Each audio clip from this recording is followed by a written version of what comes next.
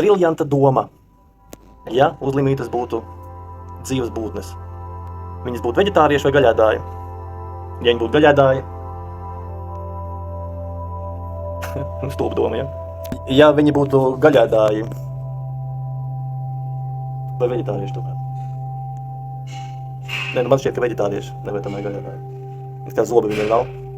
Varbūt mīksta tāda, uzlimīta parasti tāds mīkstas ir. Laikam veģetārieši, jo gaļa jāēd ar zobiem. Uzlimīta var, viņi mīksta, viņi var dzert suliņu. Gaļa nesanāk. Nebūs iespējas fiziski sapēst. Sanāk, ja uzlimīte būtu dzīva būtne, vai viņi būtu gaļēdājs vai veģetārietis, izrādās tomēr veģetārietis, jo gaļa var kārtīgi uz zobus, lai riekos tikšā. Un viņi spēlētos kā, ja viņi būtu jauna uzlimīte, un ja viņi ieliktu krātņu kopā ar trusīti un ābolu, ko viņi apēstu. Trusīti vai ābolu apēstu? Ja viņa ir gaļēdājs, tad sanāk, ka viņa darīja tā kā lauva, ja lauva ēd tur zebru. Un tā kā lauva satiek lauvu, viņa osta viņu dibenā. Nē, viņa osta viņu pēcpusē.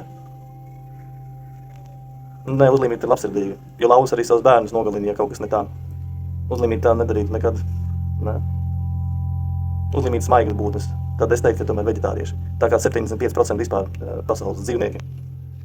Nu tā kaut kā labi.